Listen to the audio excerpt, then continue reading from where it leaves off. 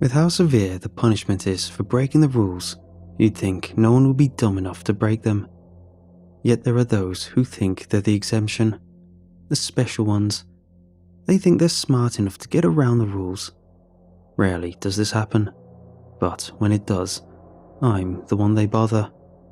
Which explains the high-speed pursuit I'm currently having in the Appalachian Mountains. The creature's spindly legs dart desperately above the thick canopies of the woods, her flailing arms breaking every branch with each stride.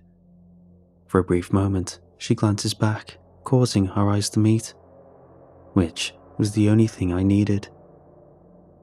The confusion was evident on Arachne's face as I suddenly disappeared from her view and reappeared behind her, kneeling on her back with a black sword buried between her shoulder blades. Her 12 legs buckled under the pressure and lost balance, sending her crashing 50 feet down, her ribs shattered, my boots pressed on her neck for extra precaution. I pulled out my tablet and opened the document file. Annabella Contessa. All of her 8 eyes shifted to my gaze, but her head can't move due to the weight of my boots, her gasping breath visible in the cold air. You broke the rules and performed actions outside your designated mode of operation. Sir, please, her voice straining. I was hungry and... There was a slight crack as I pressed harder on her neck. I twist the sword's handle, slicing upwards in a vertical fashion, splitting her upper body in half. Every single time, they keep using the same old excuses. I look at the next schedule and place a venue in my tablet. I made a mental note of the time. It was 8:47 p.m, and I'm currently standing outside the gates of a large mansion surrounded by seemingly endless acres of woods. I waited patiently, scanned the area as I passed time. 30 more minutes had gone by before the one I'm waiting for finally arrived. Gliding in a panic, his foot never touching the ground as he made his way towards me. I'm very sorry for making you wait this long, sir. The wraith-like creature lowered its head apologetically. Humanoid in shape, he was approximately 12 feet high, covered in a dark hooded cloak of long ribbed black cloth that billowed like smoke. Let's keep this night moving, shall we? I ignored his words and began reading a file in my tablet. You've been alive for more than 10 decades, which makes you eligible for a senior level promotion. From the looks of his trembling figure, he was feeling both excited and nervous. Since this is a promotional exam, I scrolled down on my tab. There will be some added rules that will make things more difficult for you. I trust that you've already been briefed about this at HQ. Yes, sir, he responded quickly. I was informed a month in advance and had already memorized all the newly added rules. Very well then. We waited for another hour before we saw a car's headlights approaching the property. They're here, I gestured with my head to the car's direction. Your performance evaluation has officially started. With that as his signal, the wraith dissipates into the air, leaving me alone at the gate's entrance. The car stops just a few feet away from the rusty gate. A guy with messy brown hair steps out of the left rear of the car door. My ass hurts, he complains, massaging his backside. Did we really have to drive 5 hours all the way here? This girl will get us millions of views. Complain later after we're famous. A girl with dirty blonde hair just pops the trunk open and starts unloading the camera equipment. Jules, help me with this crate. I'm assuming she was referring to the only other female in the group, the one with cherry blonde hair. Standing barely an arm length away from where they are, just like most humans, this group is unable to see me. The gate had not a hinge nor lock. It was open on one side, yet was so wide anything could pass. So, despite their tallness and precarious state, it was a simple stroll to the other side.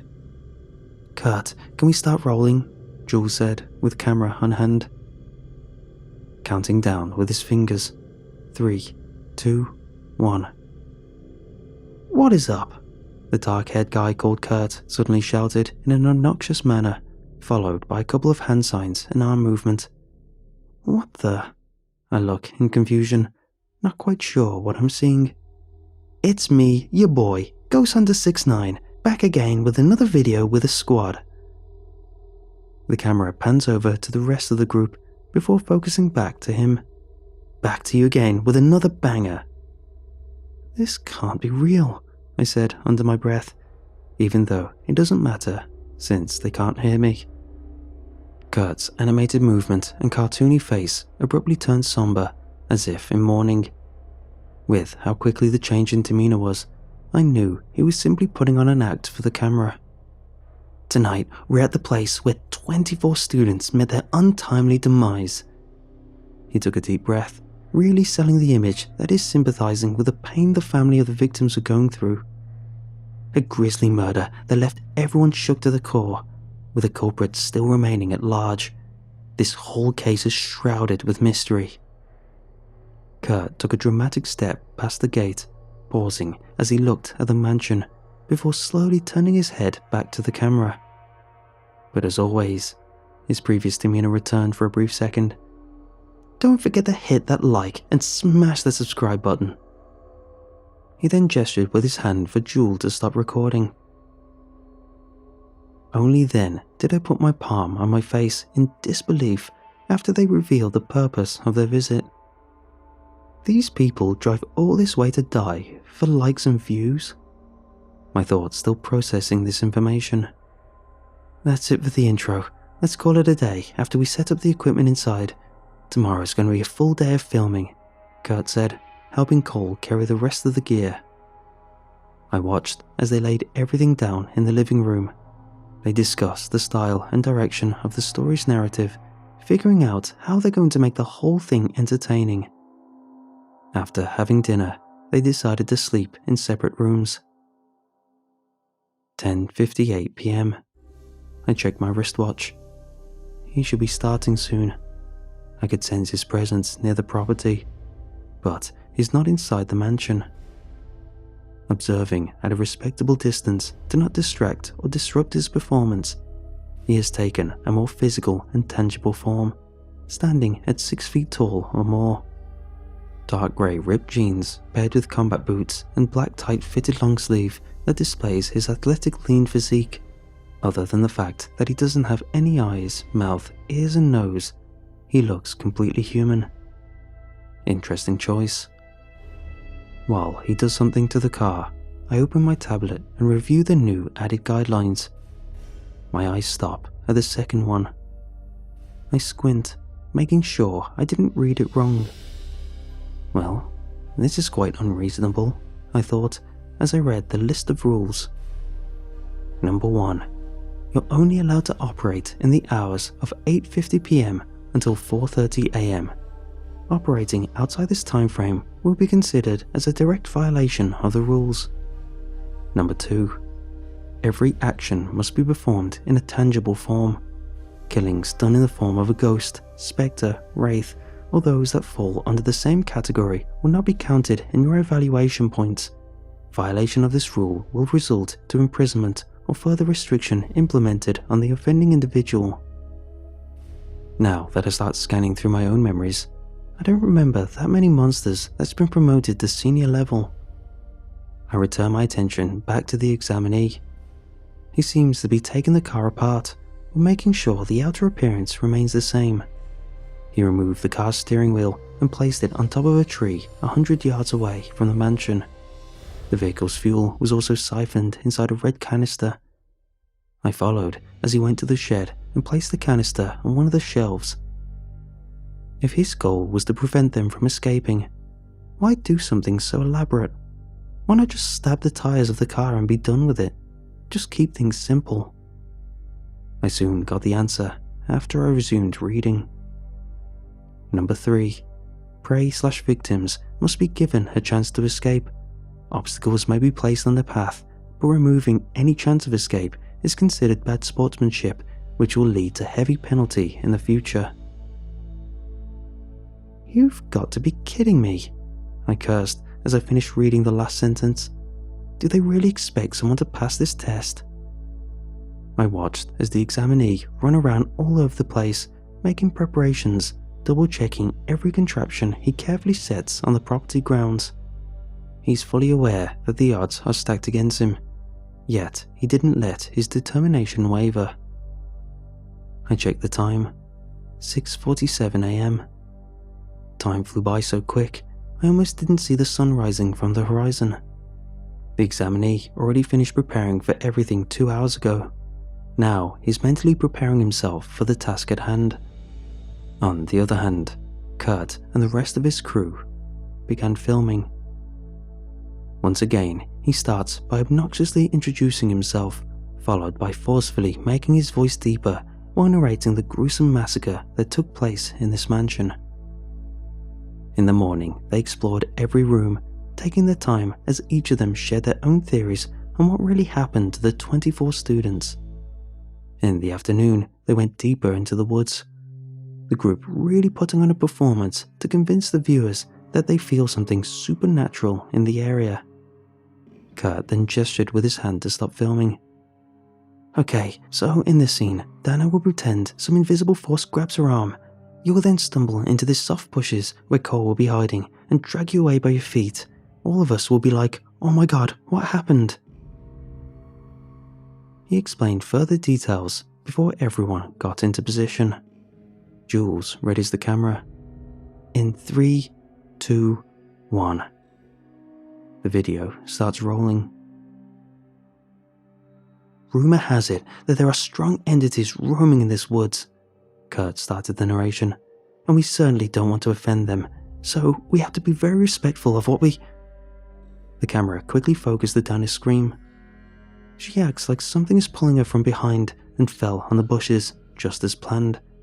But nothing else happens. They waited for 5 more seconds, but Cole didn't grab Dana's feet. Instead, they heard him screaming pain. Kurt said, annoyed. Cole, that wasn't on the script. Cole shrieked, his voice echoing in the woods, getting further and further, like he's getting dragged away. Everyone froze, looking at each other, not sure if this was still part of the video. They remained motionless, still listening to the screams, the voice getting fainter. Everyone drops everything and rushes to the scream's direction. At this point, no one was sure what's going on. Maybe at the back of their mind, they're secretly hoping one of them was pulling a prank on the rest of the group. But after catching up to Cole, that wishful thinking was put to rest. What the hell? Kurt exclaimed, sharing the same look of shock as everyone else. Cole was hanging upside down on a tree, his nose busted and bleeding, probably from hitting his face on the ground after his leg got caught in a snare trap. The others scrambled around in a panic, trying to find a way to get him down. While standing just a few feet away, the examinee stood perfectly still, hidden among the foliage. His body remained unmoving like the trees around him. Right, I remembered. Rule number 1. He's only allowed to operate starting at 8:50 p.m. The time in my watch says 7:43 p.m. Laying these traps in advance gives him at least some form of minor advantage. It didn't take long for them to lower Cole down. He might have sprained his ankle, as he was limping and needed assistance to walk. Do you think some hunters could have left that trap? Dana asked. Who cares? Let's go back inside. Cole rubs the side of his chest. Some of the ribs might have been fractured. Another half an hour passed as they take their time, carefully walking back the way they came from, making sure not to stray from the path and possibly trigger any more traps.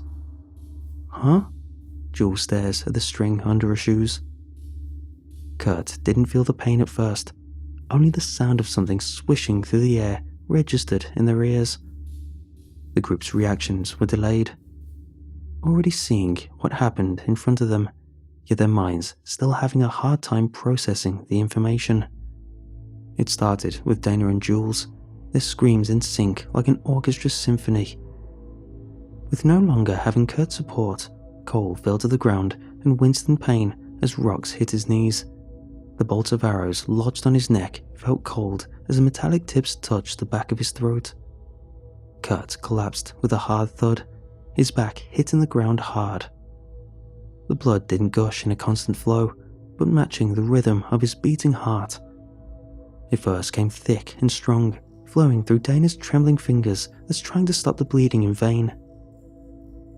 Then, it happened.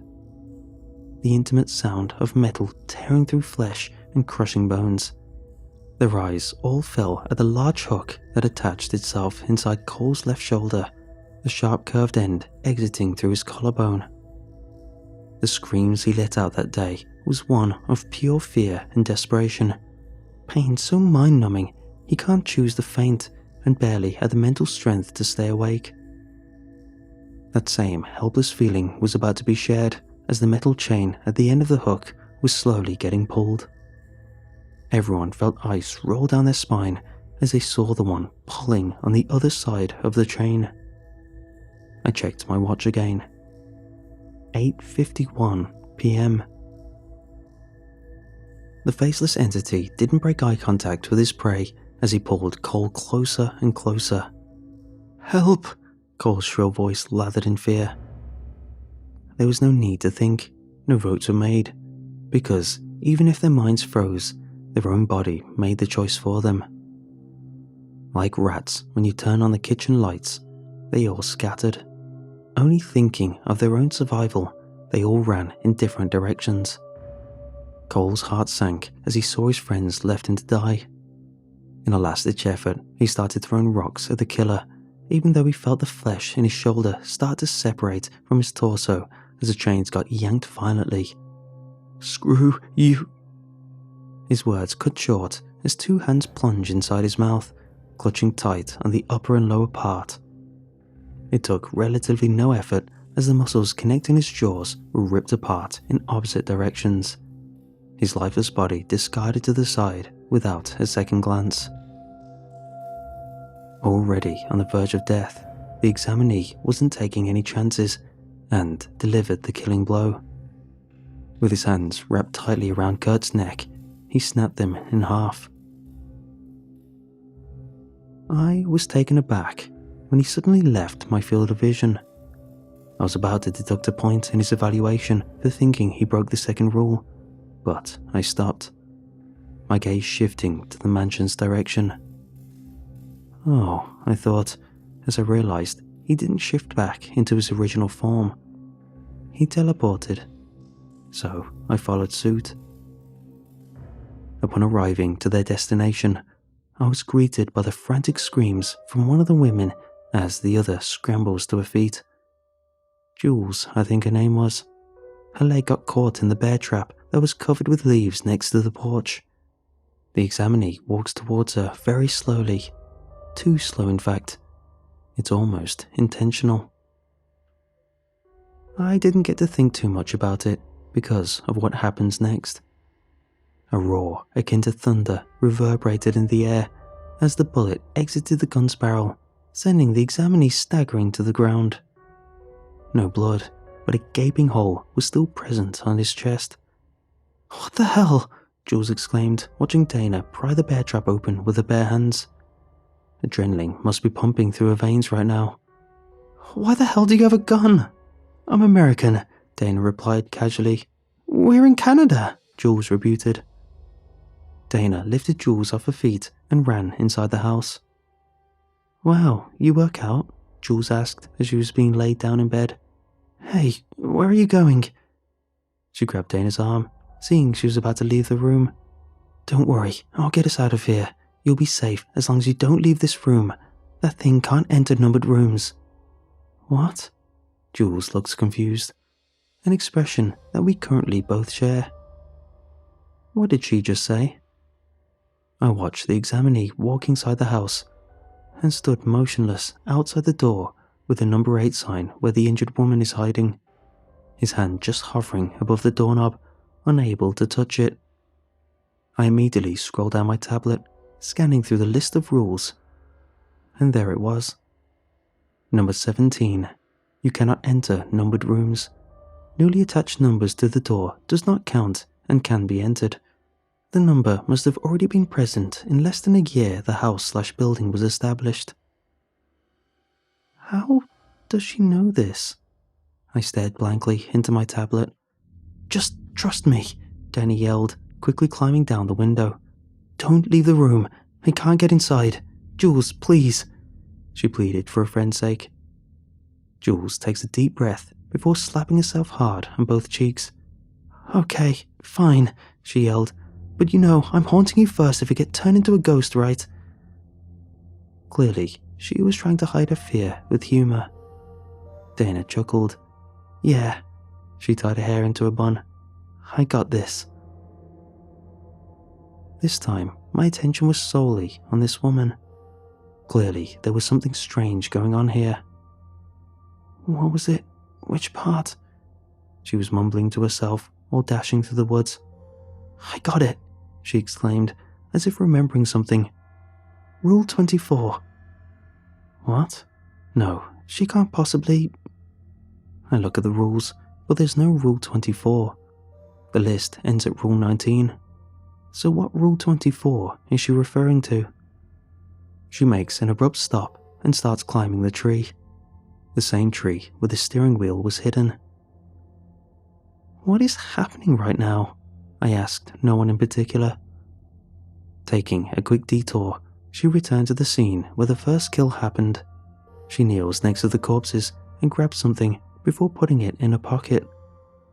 Wasting no time, she rushes back, this time mumbling more words to herself. Instead of going straight for the car, she runs towards the shed located on the right side of the mansion, only taking a few seconds to come out with a red canister filled with the fuel that was taken from their car. Dana, behind you! Jules yells from the window. But there was no trace of fear or any concern in Dana's face, only confidence. She didn't stop pouring the fuel in the car until the canister was completely empty.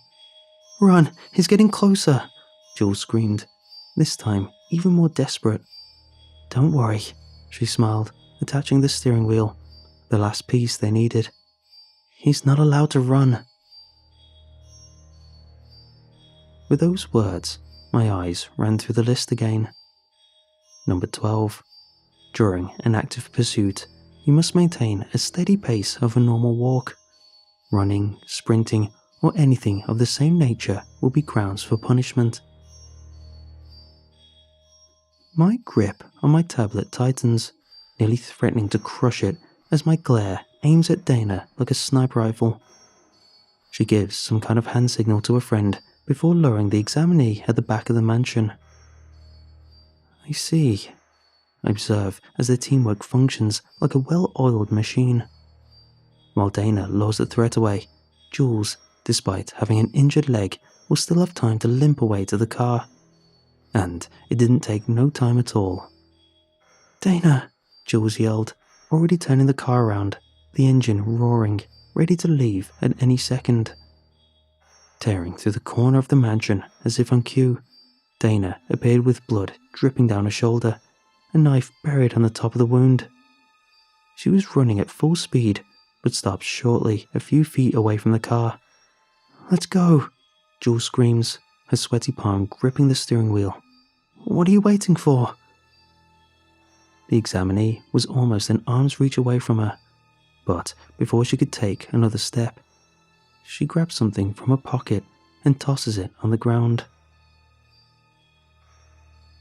I look at the dark substance she scattered at the examinee's feet. Soil, I surmised. Probably the thing she took earlier and put in her pocket.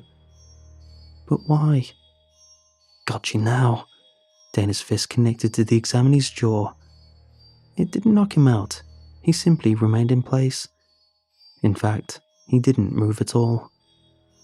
At this distance, he should be able to grab her so easily. So why is he just standing there? Dana pressed her face even closer, her nose only a few inches away from the faceless killer. She spreads her arms wide in a taunting position, challenging him to do something. But he remained unmoving like a statue. Yeah, what? Dana taunted even more, thrusting her hips and pelvis in the air.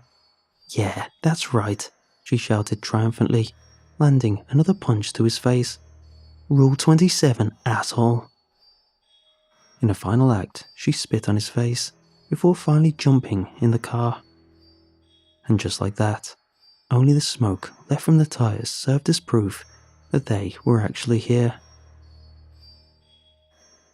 I just stood there for a moment, looking for words to say. What happened? I revealed my presence to the examinee. How did she know that? The examinee asks in a dejected tone. Even I forgot about that one, until today. What exactly did she do? I'm still trying to make sense of all this. One of the ways that temporarily stopped my kind, he spoke as if he had just been violated. Soil drenched from the blood of our first kill of the day. This has gotten quite complicated, but we must continue. Sadly, I must inform you that you have failed the exam. He slowly morphs back to his original form. The wraith-like figure floats steadily in front of me, his head lowered and eyes facing the ground. I see. In sorrow, but his tone was in full acceptance of the result. I understand. His skeleton hands emanating dark smoke clasped together. Clearly, he was disappointed in the results, but more likely, he was disappointed in himself. However, I cleared my throat, there are some irregularities in this situation which may have caused the negative results in your test, which is why I'm sending a request to allow you to retake the promotional exam. He couldn't hide his excitement as dark flames billows from his cloak. Thank you very much, sir. His gaze still on the ground, afraid to make eye contact. Someone from the company will contact you if the request gets approved by the board. I took a quick glance at my watch. Until then, continue on with your daily life. Kill people with the rules and parameters you've been assigned with. Saying what I needed to say, I teleported back to the main headquarters. Damon? A woman wearing a secretary uniform with long dark hair and pitch black eyes scans me from head to toe with her eldritch gaze. You're not one for casual talks. What brings you to my office? Mariposa, we have a problem. Define problem. She smirks, returning her focus back to the papers she's reading. With Azathoth's offspring threatening to breach our dimension every week and the unchecked backrooms manifesting in every corner of the globe, you're gonna have to be more specific. Someone is leaking the rules to the public. All of her 8 pitch-black eyes shot open, her playful demeanor now gone. Black tentacles with green bioluminescent suction cups appeared seemingly out of nowhere, filling half of the room. Abyssal cracks appeared on the walls with eldritch eyes peering from the other side, the corners of the wall transforming into a fleshy, carnivorous maw as rows of sharp teeth emerge from the ceiling. What? A voice calm and controlled, but behind it, I could feel a tempest growing.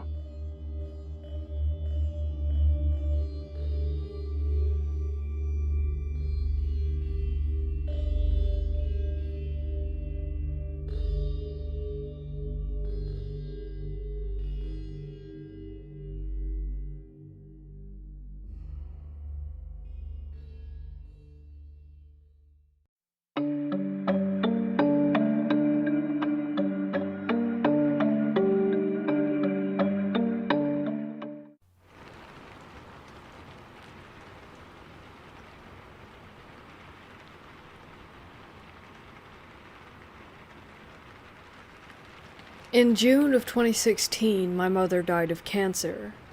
5 of my 6 siblings and I were fortunate enough to make the trip to the small town of Harper, Texas, to be with her in her final days. If you've ever been to Harper or have driven through, you know that there's not much to it. With a population just shy of 1,100 people, 1 restaurant, and 1 stoplight, it could be more accurately described as a rest stop along US Highway 290. To keep my sanity during the trip, rather than stay in my mother's tiny and now very overcrowded house, I opted to stay at a hotel in nearby Fredericksburg, about 25 miles away.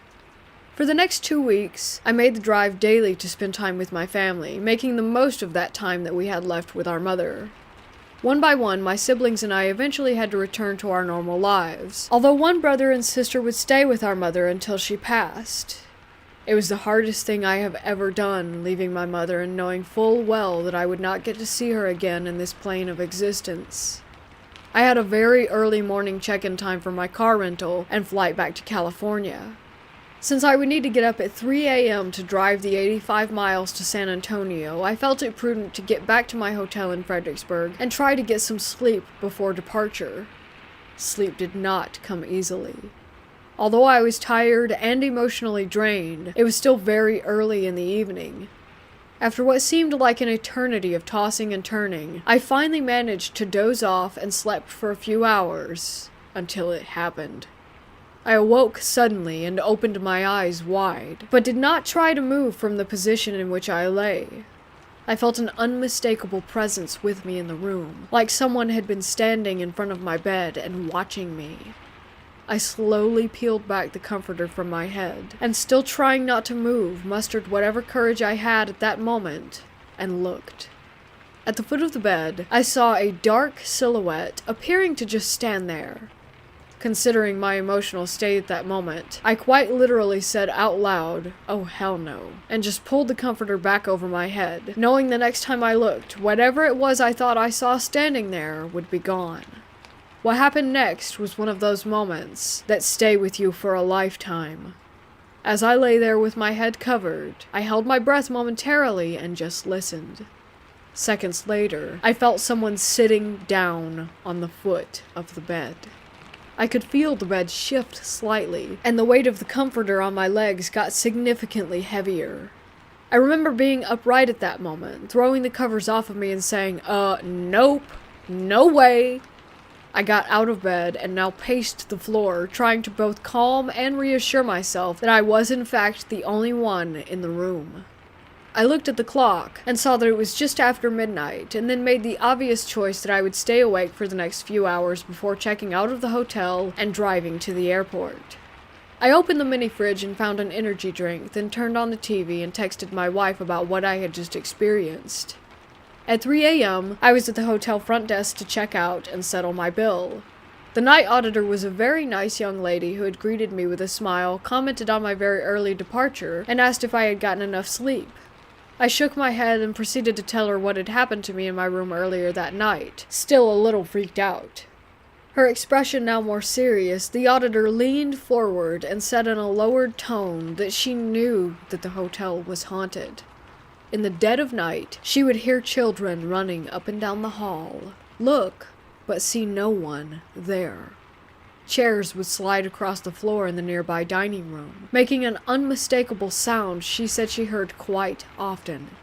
I paid my bill, thanked her for sharing her experiences in the haunted hotel, and was soon on the highway driving to the airport, homeward bound.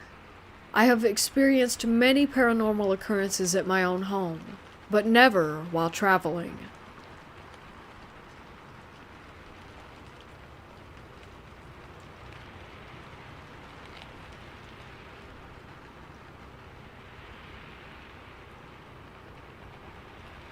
At my dad's house, I had this red-headed porcelain Victorian type of china doll with a green velvet dress. I was there for a couple of weeks, as opposed to a couple of days, which was usually the case, because I was like 11, so I had no job, and it was summer. This doll was always on the far end of my dresser, facing away from my bed. My room was set up with my headboard against the wall with the window, and the dresser was really long and ran along the same window wall. I honestly never really liked the doll. It always felt like it was angry. I don't even remember when I got it. I want to say it was from my stepmom's mom, or maybe from a garage sale. Both are likely since my stepmom's mom is Dutch and has a huge collection of weird baby dolls. None of them China though. But my stepmom also is a huge lover of all things garage sale. Like I said, I was there for a few days, this time a couple weeks. It didn't really bother me. The only thing that freaked me the hell out was a Furby that spoke without batteries. But then, all the weird stuff started. I've always slept with my door shut, and if there's an option, locked. I used to have nightmares about witches coming into my room, casting a spell on me, then leaving without me ever knowing. So if I didn't have the option of a lock, I would put something behind the door so that I would know if it was opened as I slept. Unfortunately, I did have a lock on my door, but I wasn't allowed to use it, so I always just put a couple socks behind the door. One morning I woke up, and the doll was turned toward me instead of away. I thought nothing of it, figuring that I had probably just bumped it, especially since the socks weren't moved. Again the next morning, it was a couple inches closer to my bed. I have always been a believer in the supernatural, so I was trying really hard not to get scared, especially since I'd had this doll for a while, and it had never done anything sketchy. The next morning, it was almost falling off the edge of the dresser, it was so close to me. I checked the socks. They hadn't been moved, so no one had come into my room. I threw her into a pile of clothes face down in my closet. The next morning, I checked the socks. Again, they hadn't moved, but when I checked the doll, she was facing up. Needless to say, it creeped me right the hell out. So, being the lovely older sister that I was, I gave it to my little sister, who would have been about 4 at the time. The next day, she brought it back to me saying, "I don't like it, it's angry," or something along those lines. I sat with this doll on my bed for a while thinking, what do I do? I've got this doll that probably wants to murder me, but I can't throw it out because it's good quality and my parents are huge skeptics, and I finally decided that if it's angry, maybe it was because nobody was nice to it. So, I took a Barbie brush and started brushing out all of her knots and frizz and tried to get some of the ringlets back to her hair. I cleaned the dirt off of her face, I straightened her dress, all that. I put her on my dresser afterward, and for 6 years nothing happened until, on one of the weekends when I was at my dad's, my sister asked if she could have it because it was pretty, quote-unquote. I guess she forgot the one time she did have it. I got a call a few days later from my dad, letting me know that my sister had thrown my doll out of her second-floor window and broke it. The next time I was there, I asked her why, and she told me that every time she woke up, that the doll was somewhere different from where it was when she had gone to bed.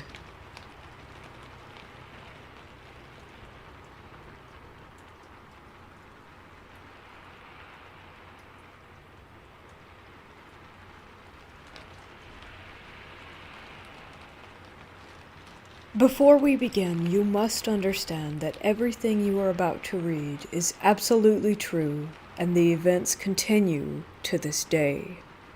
It was last summer. My girlfriend, now wife, and I finally made the big decision to move in together. Cobblestone Square is a situation of apartment complexes surrounding a central park. After living in another apartment for 2 years, I learned that a bigger apartment was opening up on the other side of the complex. We needed more space because my wife had 2 children from a previous marriage. After a rushed inspection, we were happy to move in right at the start of June. The months passed by, and the days grew shorter and colder. Autumn was drawing to a close, and with it, that's when the trouble began. In all the stories and movies, it starts out small. Things moving from place to place, lights being left on, etc., all chalked up to forgetfulness. This was true in our case, and we didn't think much of it. It only started to escalate with the children. Our apartment is set up with 2 bedrooms and bathrooms on opposite ends from each other. In our bedroom, we have our own private bathroom, and next to the kids' room is a small hallway leading to their own bathroom. We would give them baths in there and potty train, and almost as if flicking a switch, when the autumn months came, our youngest, a 2-year-old girl, would absolutely hate going in that bathroom. At the mere mention of bath time, she would go into hysterics, or on good days, she would sit in the tub, and in the process of bathing, she would look past myself or my wife and start screaming and crying. Oftentimes something would catch her eye in the mirror, and she would also start crying like mad. The most unsettling part would be that as soon as we took her out of the bathroom, she would stop and act as if nothing had happened. Our son, who was 4 at the time, would also run up to us and say that he would hear a voice saying, "Uppy," which was a common saying among the children when they wanted to be held. We asked if it was his sister, and he would profusely say that it wasn't, but he said it sounded like a kid. This happened a few times. With my wife being separated from her first husband and splitting custody, we would have the children come live with us every other week. On the weeks that the kids would go stay with their dad, the activity would seem to die down, but that didn't mean that it wouldn't happen at all. I asked my wife what she remembered from last year, and she recounted a time when we didn't have the children and she was cleaning the house. She noticed the kids' door was open. We usually keep it closed, but she thought maybe I had went into their room for something. She checked to see if I was inside, and seeing that I wasn't, she closed the door and didn't really think anything of it. It wasn't until a while later that she went to use the kids' bathroom and saw that the door was open again. She found me in our room and asked if I had opened it, and I said that I hadn't. With more incidents of lights being found on and doors opening, it all came to a head near the end of October when I was washing dishes in the kitchen. Above the sink, facing the living room, is a small window that allows someone in the kitchen to look out into the dining room and the living room, and additionally the back door, which is a sliding glass door. Important detail. After the kids had been put to bed and were asleep, my wife and I went about our normal duties and chores, trying to finish up before the next day started. As I was washing dishes, I looked up from the sink and saw in the glass of the sliding glass door the reflection of a large shadow in the hallway to the kids' bedroom. It quickly entered the bathroom, and I immediately walked over, turning on the light, and seeing nothing there. I went to my bedroom where my wife was vacuuming, and I asked her if she by chance went into the kids' bathroom for whatever reason. I wasn't surprised by her response when she said no, and I told her what I had seen. It was after this event, and subsequently Halloween, that all the activity seemed to stop. More months passed by again, and we jumped to 2020. August. As soon as the activity started again, I began to keep a journal of all the findings. That way there was a record. On August 10th, I went to the bathroom, the kids' bathroom, before going to bed, and heard a small child giggle. Both children were fast asleep. On August 11th, my wife was bathing our daughter, and for the first time in a year, our little girl started to shriek in fear until she was out of the bathroom. On August 13th, while getting ready for bed, our son knocked on our door. I'm always the one to answer, and he told me that he was afraid. He wouldn't elaborate on why, but when I laid him down in his bed, he begged for the closet to be closed. The closet has never been a problem, and a few nights after this we returned to it being opened and haven't experienced anything like it again. On August 15th, my wife and I had an argument, and I went out to the couch to sleep for the night. As I was tossing and turning, I heard a child's voice in the night say, "Uh-huh," as if answering a question.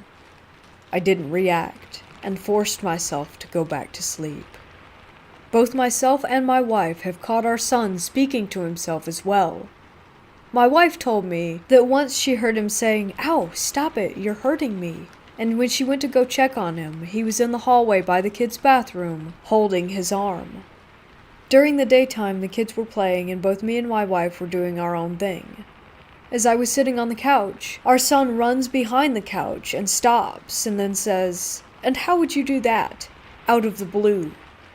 I turn to him and ask him who he's talking to, and after a moment's hesitation, he says, "Nobody."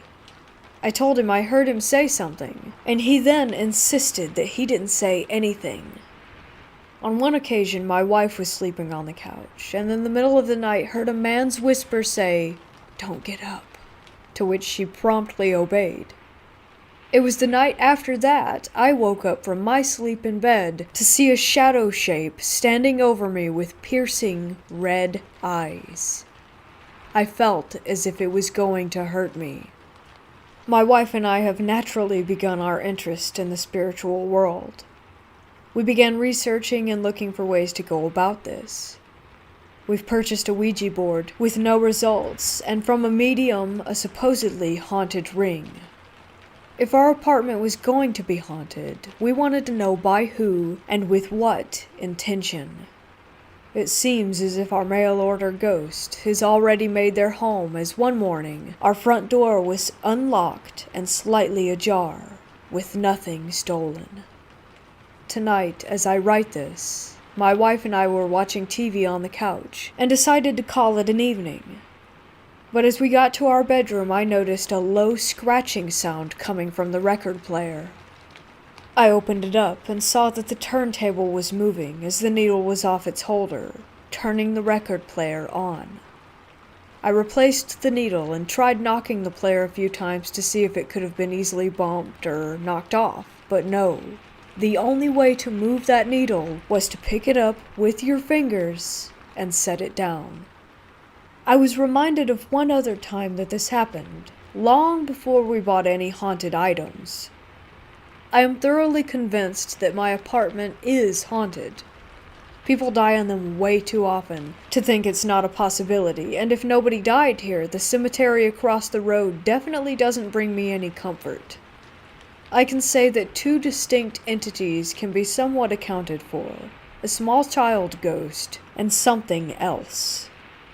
Or maybe something that wants to be viewed as a child, but let's think happy thoughts. We still live here to this day. Autumn is just beginning, and that's when things really seem to get interesting.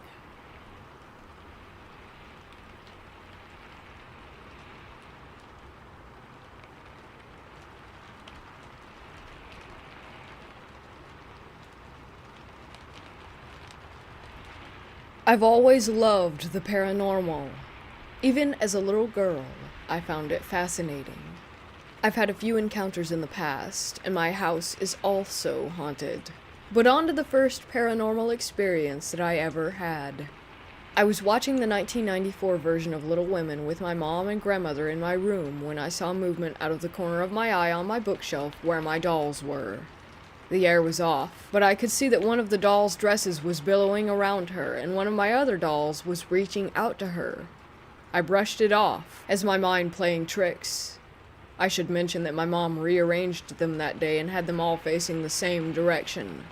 Skip to the next day. I had walked out of my room because my grandmother had called me to ask me something, and I walked back in, and all my dolls were turned in different directions and facing different ways. I ran out of my room screaming. My mom didn't believe me until I showed her. She fixed them again. My room had always been off, and I had obtained more dolls from a family friend a few years later, and this is when things really got weird. I have 2 musical dolls, and they would go off randomly sometimes. I started to feel like I was watched, and I wasn't alone. But I just brushed it off as paranoia, because I had never experienced anything major other than some of my dolls appearing to move every once in a while. Skip again to college. After years of dealing with minimal doll movement, something changed. I was in my room one night, and I felt something breathe down my neck, and it scared me so much that I didn't sleep in my room that night. My parents divorced when I was 15, and my dad was dating this girl who loved the paranormal and was also a medium. I asked her when she came over to check out and cleanse my room. The moment she stepped in there, she looked at me and asked if there was a doll in my closet.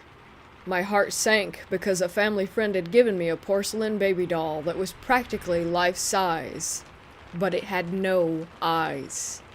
That was the one in my closet, and she confirmed that it was the one that she was getting negative vibes from. She prayed over my room, saged it, and I still have the rose quartz in my room that she gave me. I got rid of the majority of my dolls, and I don't feel anything in there anymore. This is just one of many experiences I've had and thought I would share. I still constantly check my bookshelf just to make sure, and it's been almost 2 years since I got rid of my haunted dolls, but I don't think I'll ever forget.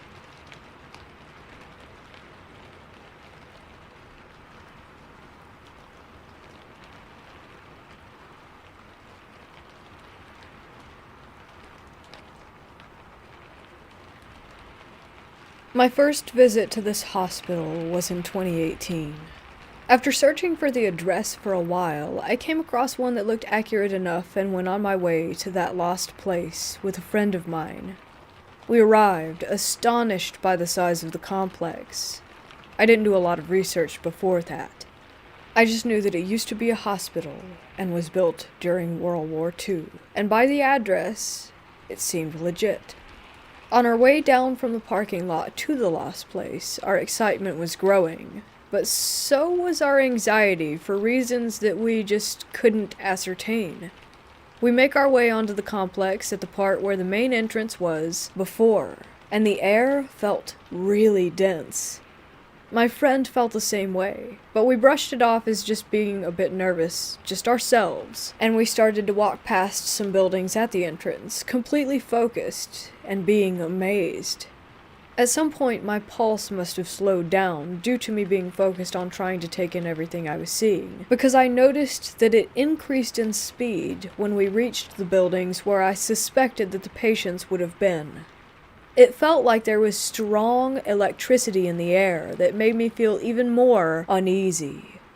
That's when we heard a door slam behind us at one of the buildings. We, of course, completely froze. The sound came from a building that was pretty far away from us, and that sound was very loud. There was no wind at all that could have caused the heavy doors to slam like that. The trees weren't moving, nor did we hear anything else. Just one door that decided to slam shut on its own. We nervously chuckled and decided to move closer to the exit. I asked my friend if I should record this visit on my phone, and she agreed. We both turned on airplane mode and went on our way. Whether it was due to our anxiety, or us being too alert, or something actually being there, we would turn around or stop walking at the same time, asking the other if we had heard that sound. Sometimes the sounds behind us resembled soft footsteps. Other times we would hear silent whispers that we couldn't quite make out.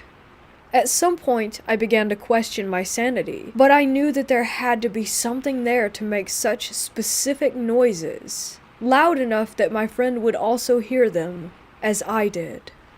As we were walking toward the actual exit, we stopped to look at one building and we heard a very, very loud bang behind us, making our walking become very determined as we made our way to the main street. The bang was accompanied by other sounds that we couldn't define back then. Fast forward and both of us are at my place. We grab individual headphones and start to listen to the recording.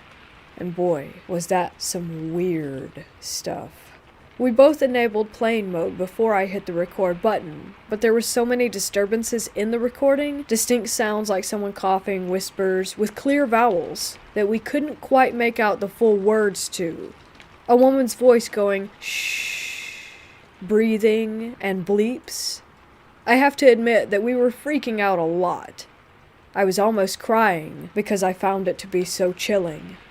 The thing that baffled us the most was the loud bang that made us leave. I swear to you, it wasn't there. At all. Not the bang on the recording that startled us so much that made us leave the place, but silent sounds? You can hear us being startled and agreeing to leave immediately, but no bang could be heard on that recording, and it's still not there. I held my phone the exact same way that I had been since I started that recording. I didn't put my clothes against one mic. The mics weren't broken after a test recording that we did. So there should be a banging sound, but absolutely there is not. And I have no clue why that is the case. That hospital is a really special place. From later experiences there, I have come to possible conclusions as to what kind of paranormal things occur.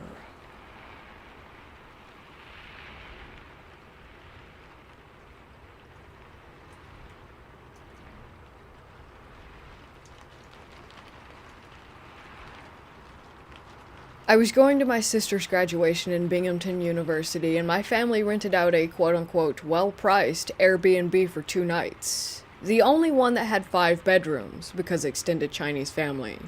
It was a Victorian-era house, completely decked out with Victorian American aesthetics. It had trinkets, paintings of serious children, photos of even more serious people. It had ornate floral wallpaper and dolls. Many dolls. We were picking out bedrooms, and no one in my family wanted the room with the creepy dolls. I'm not superstitious, and I didn't see the room, and I didn't understand the gravity of the situation, so I was like, sure, I'll take the room with the dolls. You see where this is going. As midnight approached, I got tired, even after being energized by a tiny bite of baklava and an espresso, so I was the first to go to bed. I went into the room and saw the dolls. They were locked inside a glass case, all facing the bed. I was like, okay, don't be silly.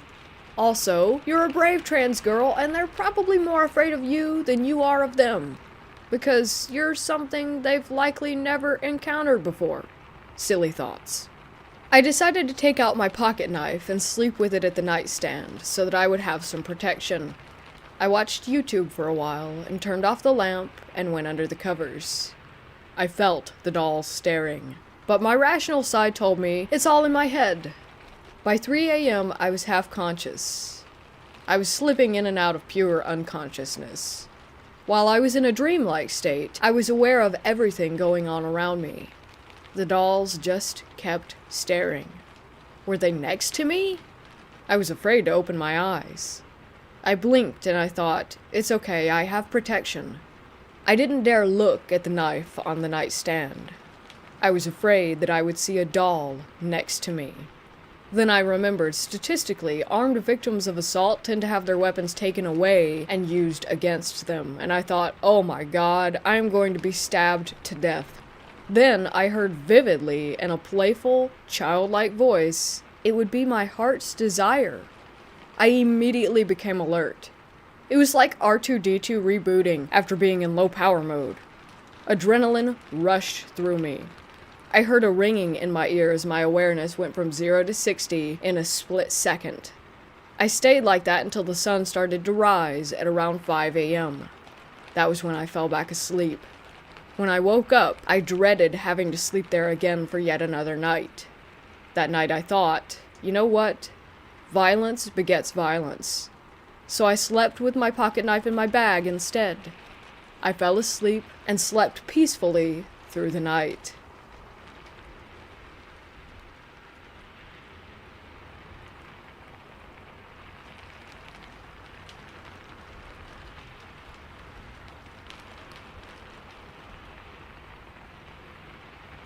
"25 years ago, we moved homes.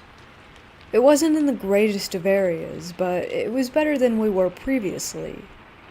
I shared a room with one of my 4 sisters. We had a TV in our room, but the remote control was broken, so we never used it. It stayed on Channel 5, the TV Guide channel. After a few months of living there, the TV in our room would randomly turn on every night and switch to Channel 33, which was usually Seventh Heaven or Full House that would be playing. No one in my family ever watched that channel. We didn't think anything paranormal about it. The house didn't feel creepy. Everything was fine aside from the TV turning on. Eventually, the channel would change to a station with just static, and the volume would turn on all the way. It would scare us and wake us up every night, so we unplugged the TV. Ever since the station had changed to static, the vibe of the house felt different. It was heavy, and my sisters and I always felt afraid, but we didn't know why. After a year living there, we would experience weird things. Lights turning off and on, random noises, hearing kids. Our aunt lived downstairs, and she was always keeping her room locked, even when she was home. One day my sister and I went downstairs to grab the vacuum, and we heard jumping on my aunt's bed, and her door was wide open. My aunt was at work, so we poked our heads in to see who was there. We saw no one, but heard kids laughing and the bed moving, once again as if someone were jumping up and down on it. A few days later, we were playing in the living room upstairs and we heard a cough coming from down the hall. We went to check on who it was, because no one was home aside from my sisters and I, and we were all together. We saw a man in black pointing to my sister's room as if he wanted us to go. We were terrified, so of course we didn't. We stayed put until my parents came home. When they arrived, we told them what happened. They went to check out my sister's room, and there were scratches and crayon marks all over the wall and ceiling. We ended up moving out of the house when my aunt was sleeping with her door locked, and in the middle of her sleep, she heard the voices of 3 different men. When she tried to open her eyes, they were held shut. They choked her and laughed. She tried to scream for help, but she couldn't make a sound. She eventually passed out, and when she woke up, she felt as though she had been beaten. Her door was still locked, and everything was still in place. We thought it was sleep paralysis, as there were no signs of anything that happened. But later on that day, and within the next few days, there were bruises all over her body and around her neck. We couldn't explain what had occurred.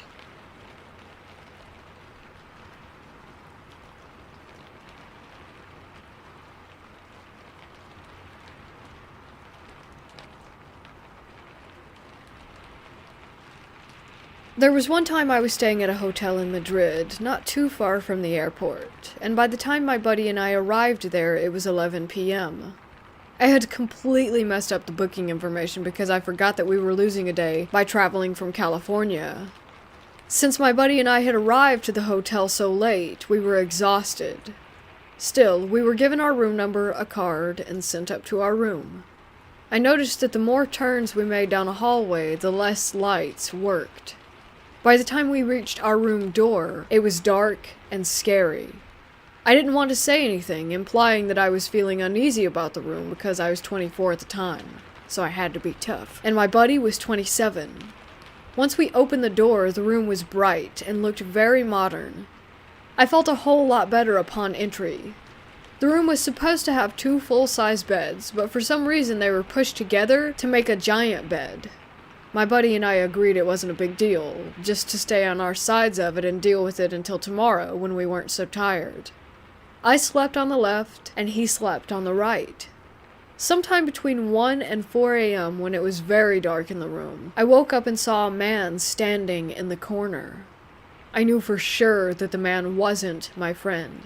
My buddy Cody is 6'2", 195 pounds. The guy standing in the corner looked about 5'10", 180.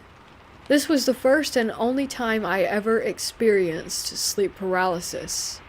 I remember staring at the guy, who appeared to have his back to me, facing the corner of the room closest to me, as if he was counting for a game of hide and seek. I stared at my arm hanging off the bed to the left, and focused all of my energy and strength to move it, but I could not. I tried to scream for Cody to wake up so that at least he would know of the man in our room, but no sound would come out of my mouth. I've never panicked so hard in my life, and before I knew it, my eyes closed, and I was unconscious again. It wasn't until 7:30 a.m. that I woke up and screamed Cody's name and hit him. It was as if everything I tried to do during the night suddenly came out all at once. He woke up startled, of course, as I came to the realization that everything was okay. The order of everything I'm about to say next is how I knew that there was a ghost in that room. I told Cody, dude, I just freaked out. It's just that last night, and before I was able to finish my sentence, Cody said, "Did you see that guy in the corner?" My jaw dropped as he told me he experienced the exact same thing as I had the night before. He had sleep paralysis and couldn't move as he stared at that man. We had all of our belongings still, and nothing was changed about the room. It still scares me when I think about it until this day. How we could never explain what happened that night, or how we both experienced the same thing. Cody ended up experiencing another ghost in a hostel that we stayed at one time. But as for me, that was the only ghost experience I ever had while traveling.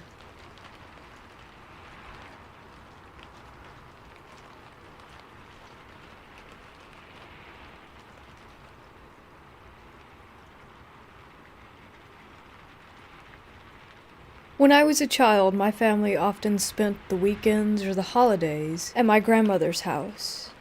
As a typical traditional Malay house, the house was made out of wood and was quite huge. Not a surprise, since my father does have a lot of siblings, 9 of them. It wasn't just my immediate family. Most weekends or holidays, even my uncles and aunt would be there too, along with their family. Sometimes there would be around 50 to 70 of us inside that house. It was truly one of my fondest memories, where the entire huge family would sit together to have dinner or celebrate birthdays or whatever. One day, my grandmother fell sick. The doctor simply told us that her health was deteriorating since she was quite old at the time, but that she required no hospitalization. My dad and his siblings all made up their mind that my grandmother should stay with them. Every month, she would stay with a different one of her children at their house. I remember she stayed the most at my house, since it was the biggest at that time. I was happy, since she was a great storyteller and a great cook. In the meantime, my father and uncles hired a nearby neighbor to take care of and clean my grandmother's house every once in a while. Unfortunately, her health continued to decline. She told my father that she wanted to stay in her old home. At first, we didn't like the idea with her being alone in that house, especially with her declining health. After much discussion, my eldest uncle decided to build a house directly in front of my grandmother's house for him to stay in. In the meantime, they would rent a nearby house so that he or my cousins could visit her every day. My father and his siblings also agreed to hire a nanny for my grandmother so that she would never be alone. Fortunately, despite no one having been staying in the house for about 2 years, it was relatively clean. It had been almost a week since my grandmother returned to her own home.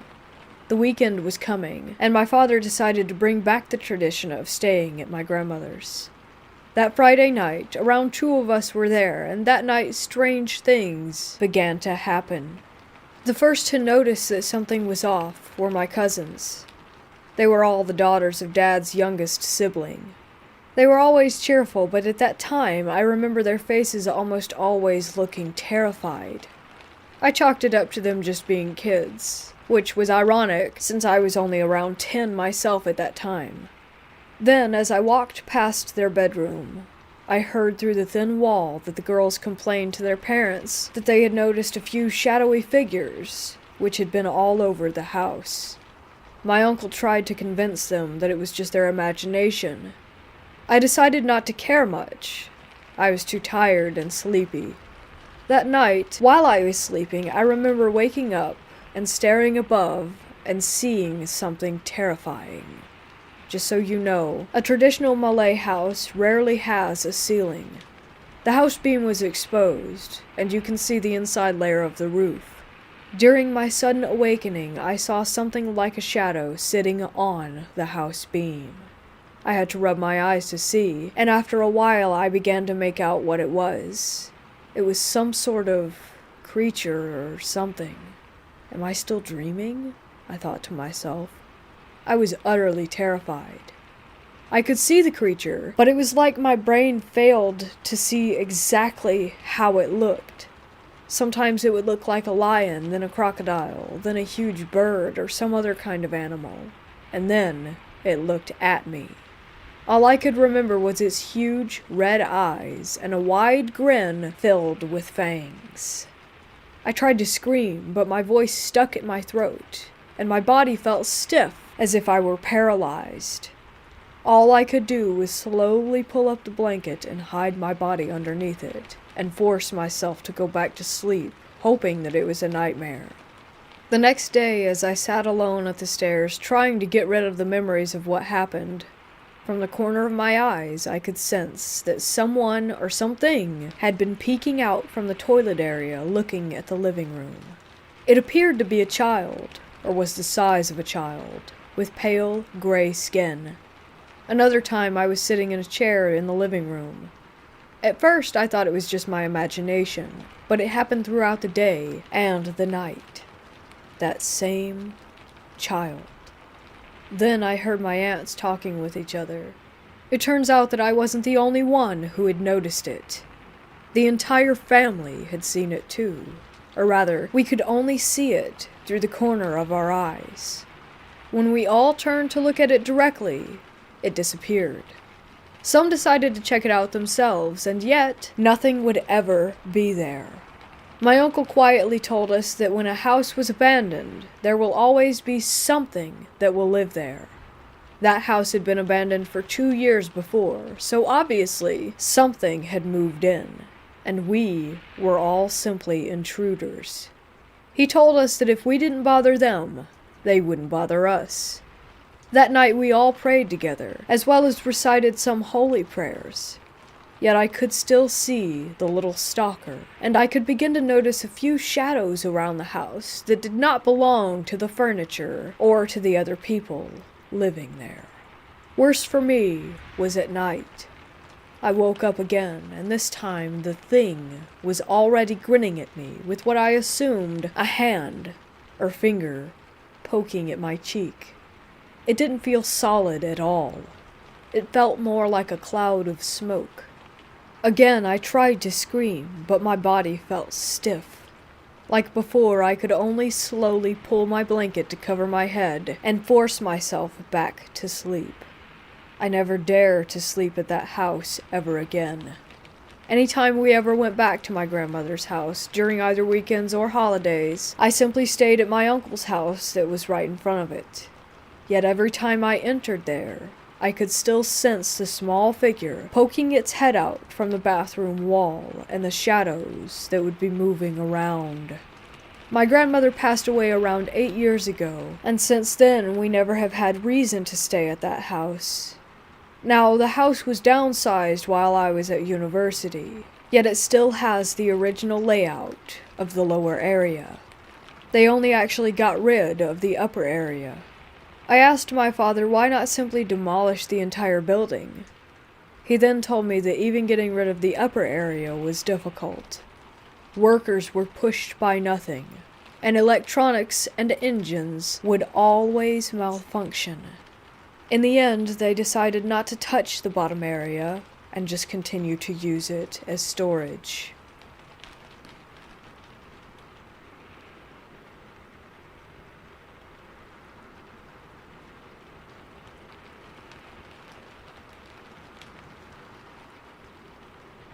So I've been watching Bad Mood Rude, and she posted the sellers where she gets her haunted dolls from.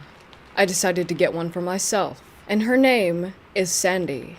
Some info about Sandy. Her husband was in the mob. She had alcohol and drug issues. She's nice and loves music. She also has PTSD. I've had Sandy for 3 days now, and I've already had some experiences with her. My first experience was her giving me one of her PTSD episodes. I think she was trying to show me how it feels for her. But how it started was my left arm got cold, and then it started getting pins and needles. My heart started racing, so I sat up in bed and started taking deep breaths, and I said to Sandy, "Wow, Sandy, that's intense, you're really strong." As in, her energy is really powerful, and from my right side, I heard a faint, echoey voice say, "Oh, I'm sorry." And eventually it stopped, and I heard her crying, because I think she was scared. I told her that she was okay, and to come and sit in bed with me, and crying stopped. To add, Sandy used to have fights with her husband a lot, and when this happened, my roommates, they're a couple, were having a fight. I heard them going back and forth through the vent. On the second day, I was in bed with my boyfriend beside me watching TikTok. I hear outside our door what sounds like heels walking on some sort of hard flooring. Note, we don't have anyone in the house who wears heels, and we have like plastic thin flooring. Hopefully someone knows what I mean. It went on for a bit, then no walking, and it starts again. I tell my boyfriend, "Hey babe, do you hear that sound?" Ironically, our other roommate in the room beside us walks out to go to the washroom at the same time as I heard the heels tapping, so my boyfriend thought I was just crazy and said that it was our roommate, even though he's a dude and very much doesn't wear heels. Today I did a spirit box, and Sandy came through giving me clear answers and in full sentences, and she likes living with me apparently, so I'm happy with that. Sandy is really great, and I love having her here. She always seems to show me her presence, but not my boyfriend, who's a huge non-believer in ghosts. And I really think she likes me because I want to help her with her PTSD, and instead of freaking out about the PTSD episode, I handled it and tried my best to get her to calm down. Every time I get up, I feel her following me, and it's like she's watching over me, protective basically. She had kids while she was alive. I really love having her in my home, and she's not scary at all.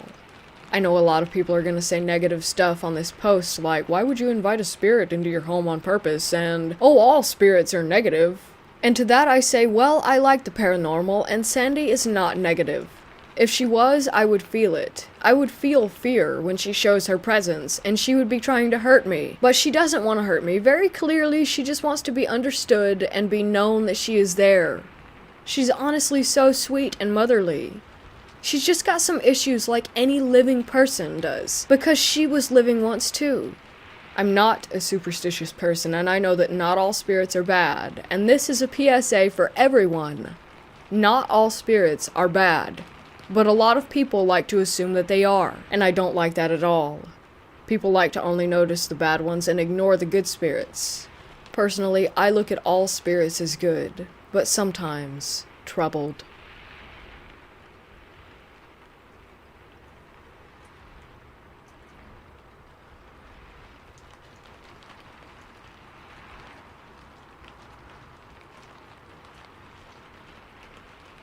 If you lived in Canada, then you know that there's a lot of countryside out here, along with forests. Most of the abandoned buildings you might come across are found there. I was 16 when this happened. I grew up mostly in the rougher part of the capital. Yes, even Ottawa has its tough spots, and one is known as Vanier. While it's no Detroit, it's still where most of the poor, along with other drug addicts and homeless, live and stay. I've been through plenty of stuff that a lot of people would say is scary, but this is something that still to this day, at 21 years of age, does not sit well with me. I was with my buddies at a warehouse of sorts. It was pretty deep in the forest. We were drinking and talking when one of my friends brought up the old story of a haunted farm near that spot. He went on about how the guy who got him in brought him there to scare the crap out of him. I want to add that when they went, he did confirm that his friend was the one who was messing with him, but he still said that something was off about it, so we started making jokes. And then I made a joke that got him really serious. I think I said something along the lines of, there's a ghost in there with Betty White making a porno. He then looks me in the eyes and tells me, no, something is messed up in there. I don't care what, but I felt it. Me being the jerk that I am, I joked about how he was being a wuss and that the only things you really have to fear is fear itself. He then convinced me to go to this haunted barn. In retrospect, I should have just shut up, right there and then. Next thing I know, we're heading to the barn. We get there, and it's me, my friend, plus this guy that I don't really know, but he was with the group. We walk in, the three of us. Me and the other guy start loudmouthing, right? Wild stuff like, hey Casper, what's poppin'? And first spirit that comes out gets bopped on sight.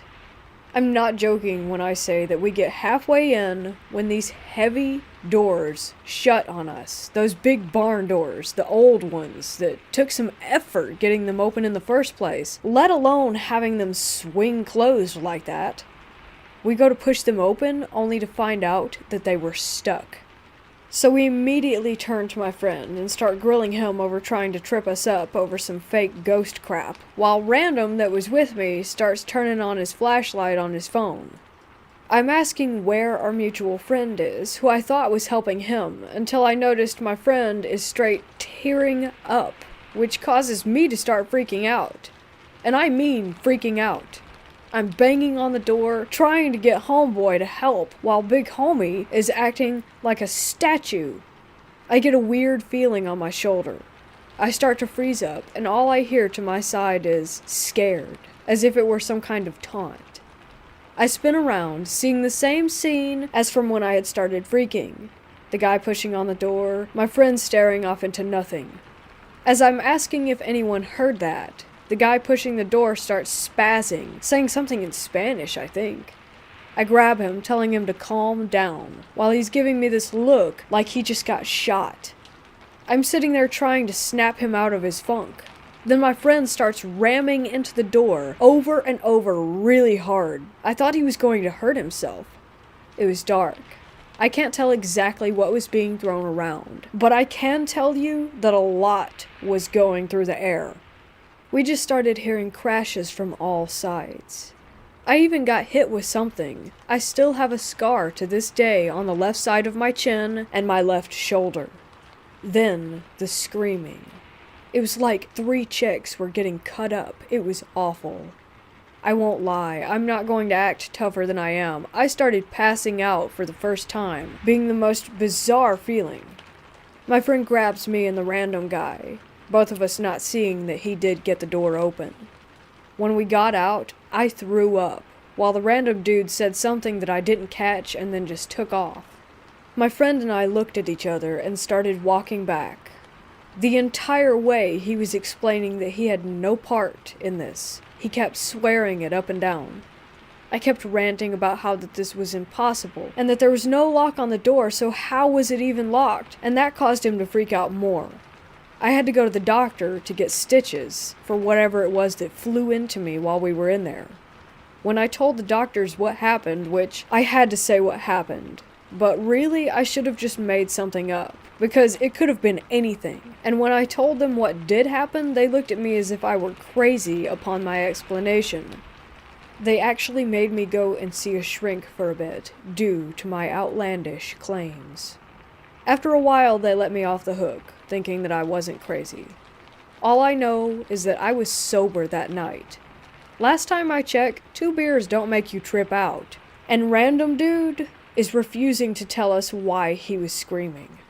Now, for a bit of comparison, when I was 15, I had a shotgun pointed at me and then pressed into my stomach, being threatened that they would pull the trigger. But that's simple.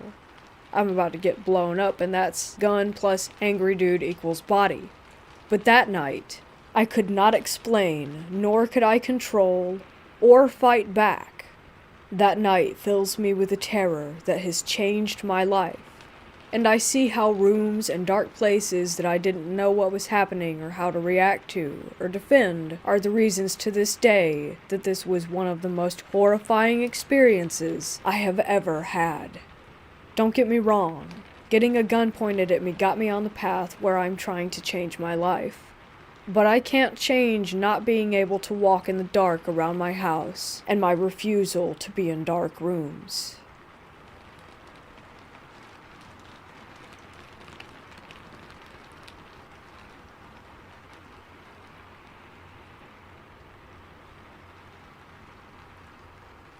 This is a series of events that occurred when I lived on a plot of farmland a couple of years ago.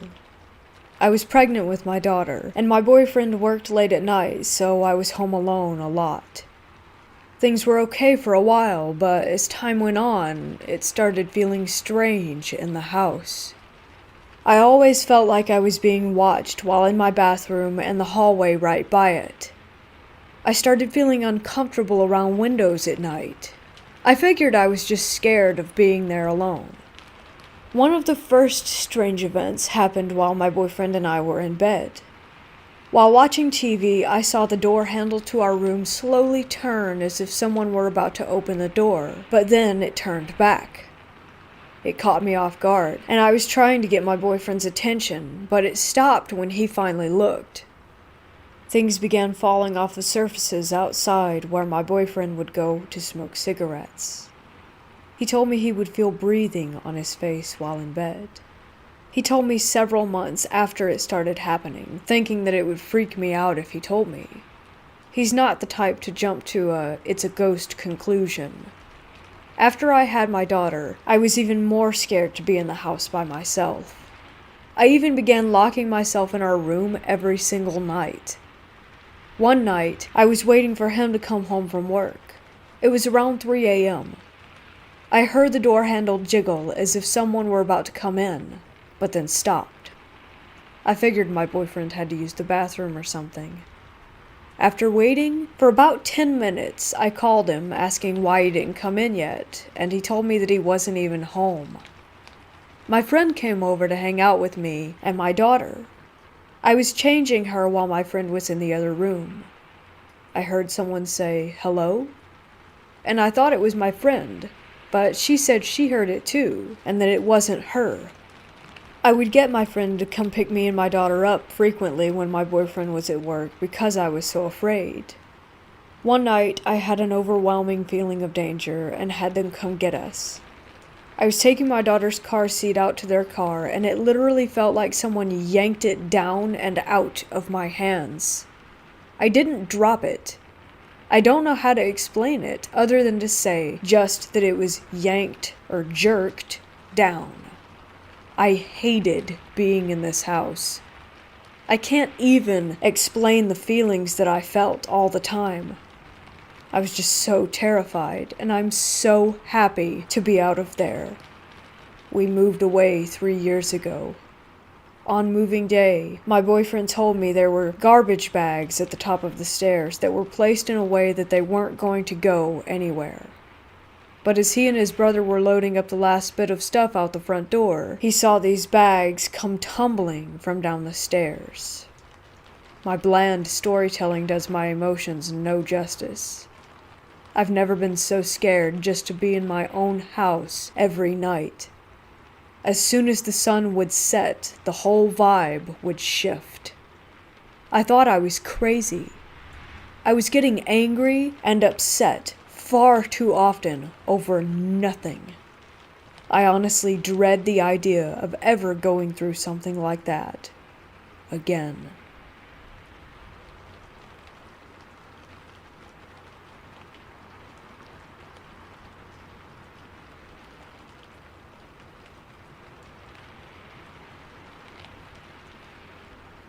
Back in October, I decided to treat my girlfriend to a night away at a popular British seaside town.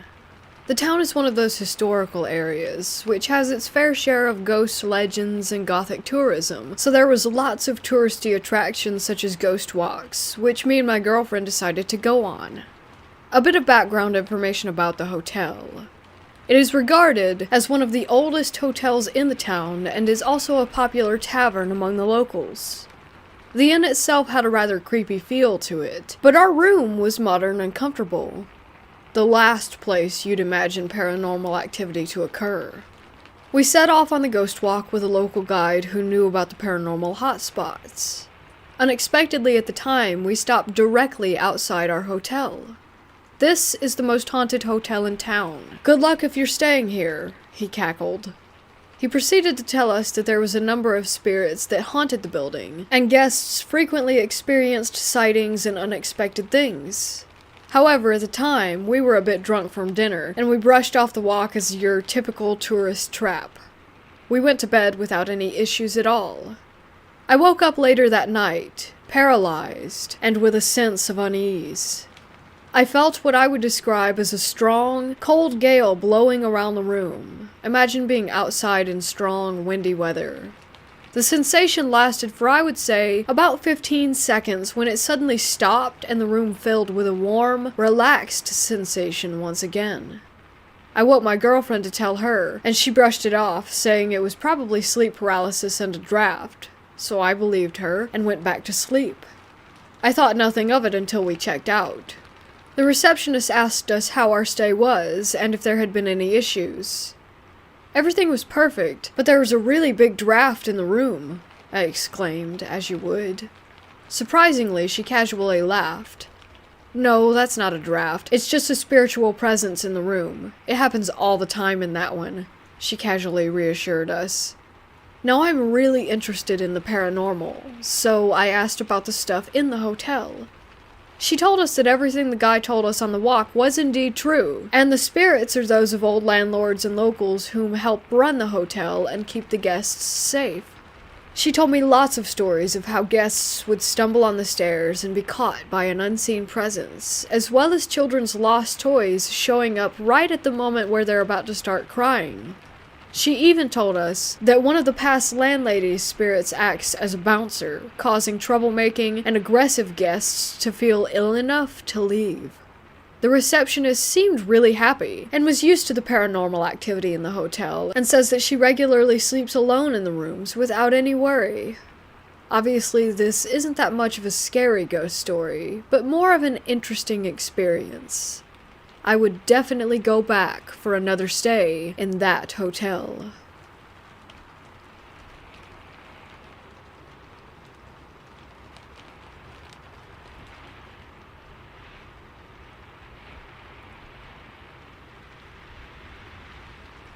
I swear up and down that this story, as much as it sounds like it's a made-up, run-of-the-mill scary doll story, it is 100% true and still terrifies me.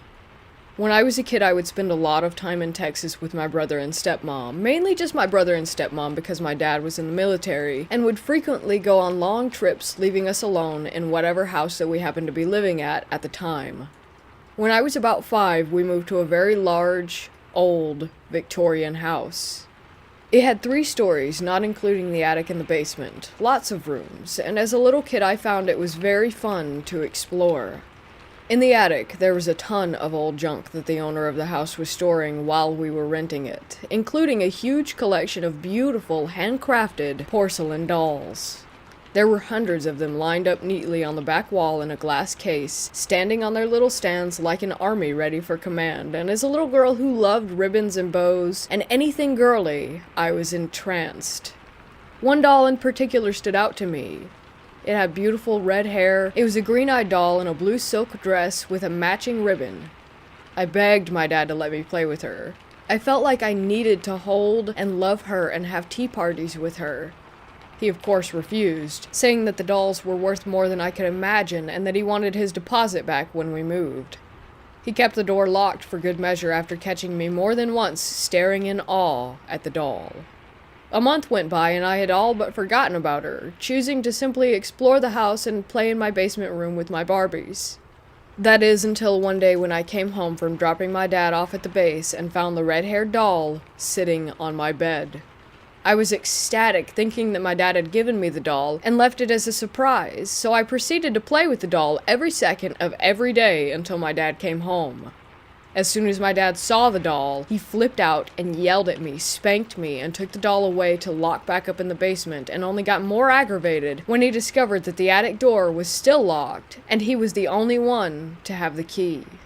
He couldn't figure out how I could have possibly picked the lock, and re-picked the lock to lock it back. His solution was that I had somehow convinced my brother to do it for me. Another month went by and my dad installed another lock on the attic, warning me and my brother what would happen if he found out that we had been in there again while he was gone. That very night, when we returned home, the doll sat on my bed again, leaving me wary of its presence. Something that had once made me so happy now made me cautious and anxious.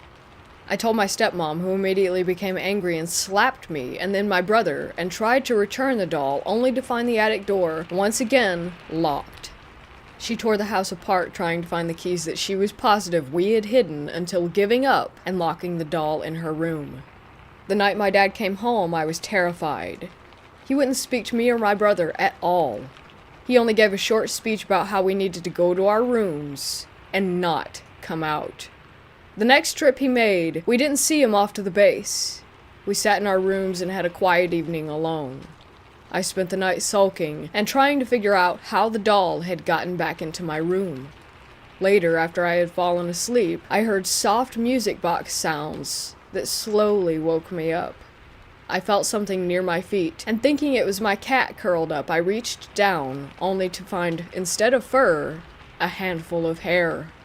I turned on my light and screamed. What looked like every doll from the attic was in my room. They were sitting at my tea table on my dollhouse and positioned in standing position on my bed and in various parts of my room. My door slammed open, and my dad appeared in the doorway where he had apparently been waiting for me to head to the attic to claim a doll.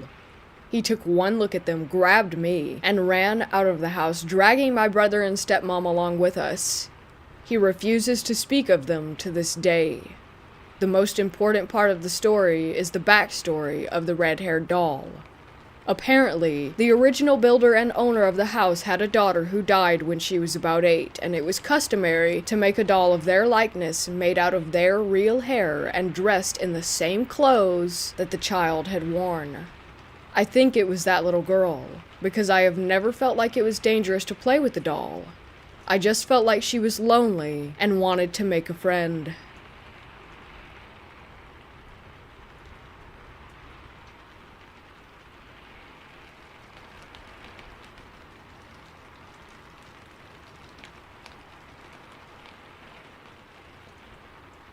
So I found this old, abandoned, broken-down house in the woods close to where I live. I've only lived here about a year. I was alone walking around it, trying to see if I could have a peek inside. While I was walking around and whatnot, I felt a bit scared, but I pressed on. I found a way in, but it smelled so much of mold that I just decided not to bother. Anyway, the point of the story. When I was about to leave, I felt this sensation of sadness wash over me. I stopped and turned around and looked at an open window of the house from about 10 meters away, and I swear that there was a woman who stood there being in pain from the state of her house. I stared and was almost about to cry for a few moments as I walked away, but then I stopped and looked back again. I almost felt drawn to the house, not wanting to leave. But as soon as I got away from it and was walking back home through the forest, the feeling of sadness left. On a side note, the day before I had walked through a part of the forest where a lot of trees had been cut down and a lot of branches and bark were scattered all over the ground. There I also felt such sadness, as if the trees themselves were crying. As I'm writing this, I realize that I sound kind of insane, but I have never really felt this way before, and I feel normal like one day later, like today.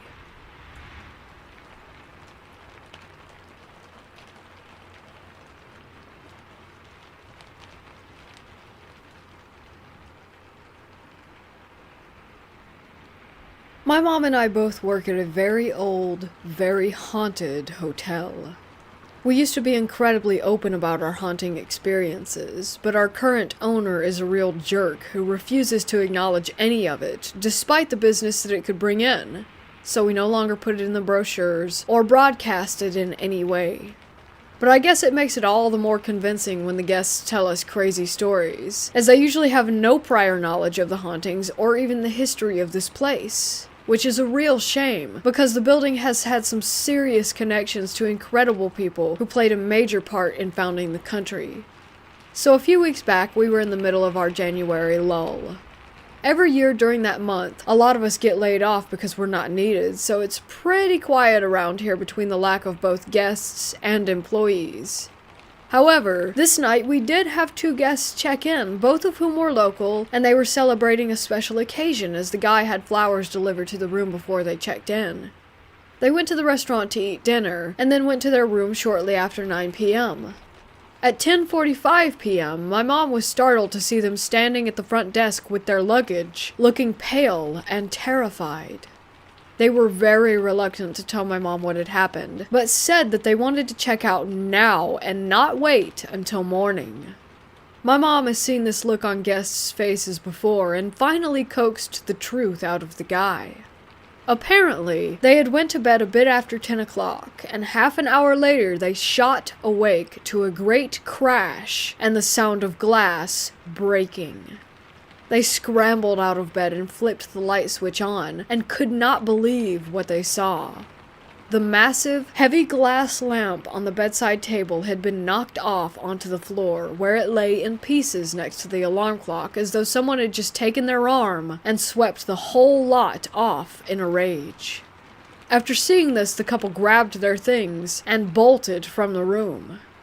When they were checking out, they were so embarrassed that they didn't even want a refund and refused my mom's offer to move them to another room, even though it would have been a huge upgrade.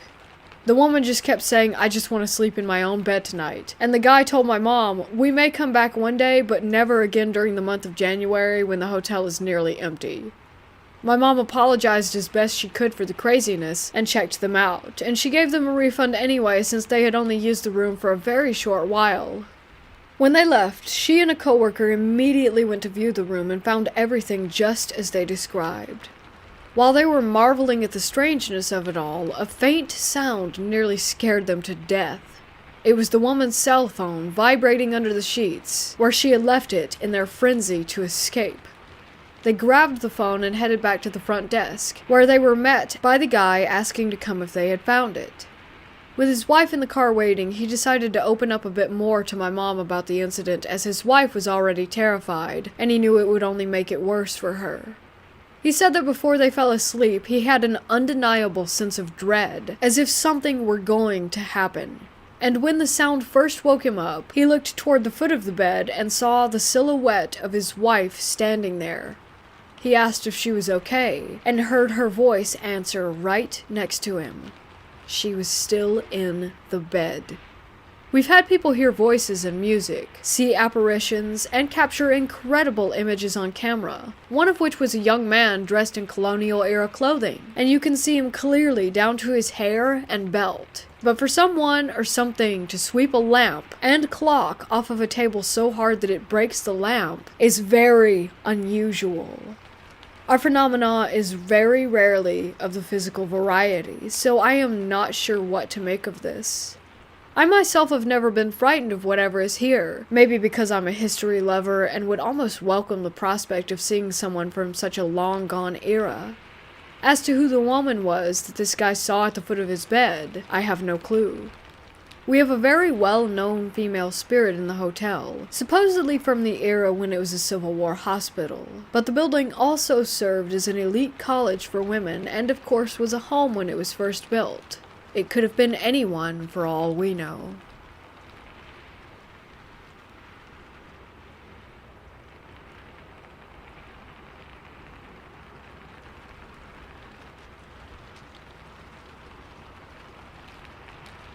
I'll just start with some history on the doll. Was told this by the previous owner. She was bought in Monroe, Connecticut, about 30-ish minutes away from the Warrens Occult Museum at a second-hand store. The owner who bought it felt like something was wrong with it and would often wake up with scratches and have nightmares every night. So she gave it to a friend to sell it on eBay, the man I purchased it from. The man selling it had a few stories, like one for instance where he had family coming over, so he hides the doll in an upstairs closet so his niece doesn't see it. The family slept downstairs, and the niece woke up at 3 a.m. crying from a nightmare, and she described the doll he had upstairs. But she never went upstairs and had never seen the doll in person, didn't even know it was there.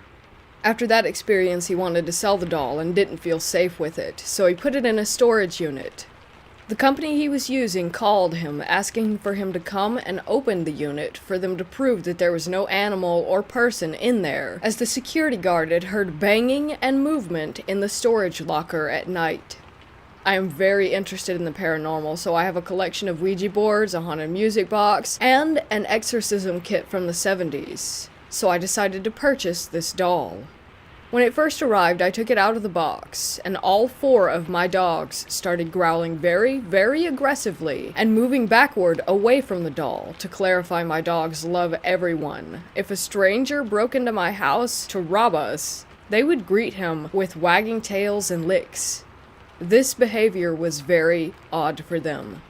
As I said earlier, I have an exorcism kit, and with this kit there's a cross that is almost locked in place with 2 pieces of metal.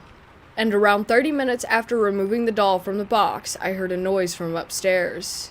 I went up to investigate, and it was the cross. The cross had been removed from the kit, and had fallen off of my shelf and onto the floor. I was the only one home, and all the dogs were downstairs with me, and my room door was closed. Ever since this experience, my family has been scared of the doll, so I put the doll back into the box, and sealed it with salt, and put it in the garage of my old house. I moved out with my girlfriend, and my family still lives there. I unfortunately forgot about it as I was packing in a hurry. I forgot to get stuff in the garage. After I moved, my mother moved into her now ex-boyfriend's house, and she put the doll in a shed. Not every night, but a lot of times throughout the week, they would look outside late at night, and the door to the shed would be open. One time when Logan went outside to close the door, he heard something move in the shed, so he went inside to check out what the noise was. When he was inside, he couldn't find anything that could have possibly made the noise, but he said he felt uncomfortable and cold, so he quickly went to leave, and just as he did, 4 truck tires that were sitting on a shelf fell right on top of where he had just been standing. Yes, this could have been a coincidence, but it felt like it wasn't, especially since the doll was also sitting on that shelf. After my mother broke up with Logan, she moved into an apartment and she put the doll in a closet. She's told me that nothing has really happened since, but when she's alone, she hears footsteps and knocks. The last few nights she's been waking up around 3 a.m. hearing noises in her room, but can never see or find anything. I'll be visiting her in January, and will be bringing the doll back home with me when I leave.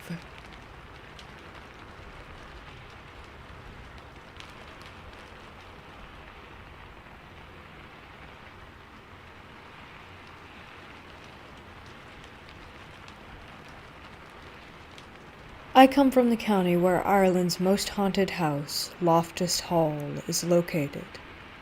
If you want to know the history of Loftus Hall and the original story to it, I'm sure you can find it on Google. People that have visited all have their own stories of experiences at the house, and I'm going to share with you some of my experiences that I've had over the years. I lived about a 30 minutes drive away from it, so it was a destination that we visited a lot. I remember the first time I visited the grounds of the house. I was maybe 5 or 6 years old and was visiting it with my uncle. As we drove up the long lane leading the way to the house, I remember looking at all of the windows and getting a shiver as we approached. We parked and got out of the car. I stood and stared at the house. We walked around the grounds and around to the side of it where, at the time, there were apple trees. We picked some of them, as they were red and juicy, and put them in a bag to bring them home with us. When we got home and got the apples out of the bag, every single one had a rotten part on one side. I mean, a big, green, soft, gooey lump on all of them. Another time, when I was around 14, I had went to Loftus Hall with my friend and his mom. There's a nearby lighthouse that's open for people to visit, and we went there first. When we got to the house, there were a few people around, and a young American family there. A mom, dad, and 2 girls, aged around 5 and 9-ish. The 2 girls were running around and playing on the grounds when they ran to their parents laughing, and the 9-year-old said, "Mommy, Mommy, Anne wants to show us something. Can we go to her room?" Now, this may seem like normal child behavior, but Anne is the name of the girl in the original haunting story of Loftus Hall. I must also mention that the actual house was not open for guests to go in and out of as they pleased. Not at that time. When I was 16, that was my first time going into the house. We booked a tour on Halloween night. There were some ghost hunters who do an overnight stay every year, and a certain amount of guests can stay there with them for the night. We arrived and went in. We set up our sleeping bags while the ghost hunter crew set up their equipment. We took the tour of the house at night with a tour guide and in groups of 5. We went to each room with the guide giving the story behind it. We got to a room called the Tapestry Room. This is the most famous, and apparently most haunted room in the building. It's said that Anne was locked in this room, and she died in the room as she stared out the window waiting for her mysterious stranger to return. You can actually find the details of this story online. She was locked in there, and sat with her knees to her chin, and when she died, her body could not be straightened. Anyway, we entered this room, and it was freezing. One of the guests in our group Now, I don't know if they were paid actors or not, but one of the guests in our group collapsed and went into a fit, arms and legs flailing everywhere. An ambulance was called, and he was sent to the hospital. Apparently, it happens often that people collapse and have seizures once they enter that room. The house is situated on a cliff, and the sea is in the background. About 4 years ago, we went for a drive down there on a foggy evening, and we were looking out to the sea. As we did, we saw the outline of a ship. It looked like something out of the Pirates of the Caribbean, but it floated through the fog and vanished. There have been hundreds of encounters regarding this house that are recorded. Everyone has their own experiences from visiting, everything from feeling queasy in certain parts of the house, to seeing ghosts in the windows, to meeting people while on tours that nobody else who was on the same tour remembers. There's also a hole in the ceiling that goes through the roof, and this is where the devil flew through to escape from the house. Over the centuries, this hole has been repaired multiple times, but each time it is repaired, it will only last for a few days and then reopens again in the same place.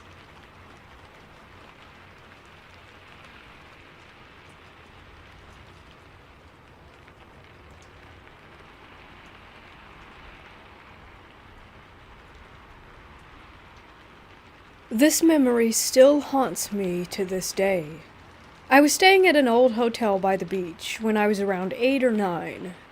It had a reputation for being an extremely haunted location around the eastern coast of Florida.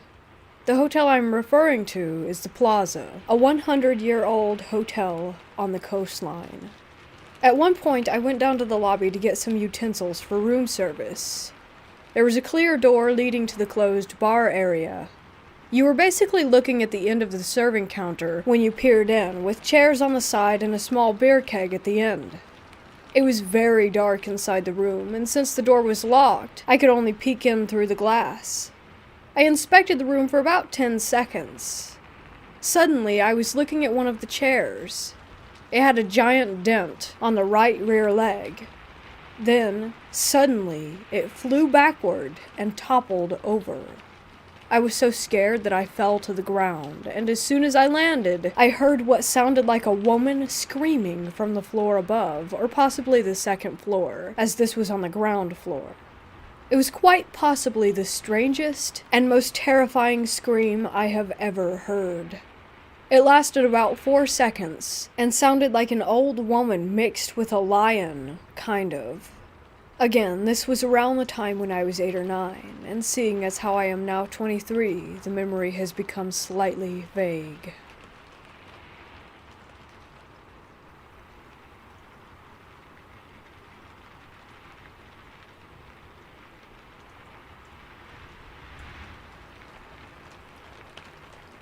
I was in Pennsylvania exploring an abandoned mill/factory that had been built in the 1800s, at dusk. I was standing on a pile of limestone cinder blocks surrounded by tall grass and brush, with a tree line about an acre away, just after the sun had set while my friends were inside still. As I was climbing down, I heard a low, guttural growl. Not like a dog's growl, or any type of animal for that matter. It was deep. It had much more bass to it. It was very disturbing and not like anything I have ever heard before. It sounded as if it were very close, but I didn't hear any brush moving. It freaked me out, and I booked it to my friend's house in the dark.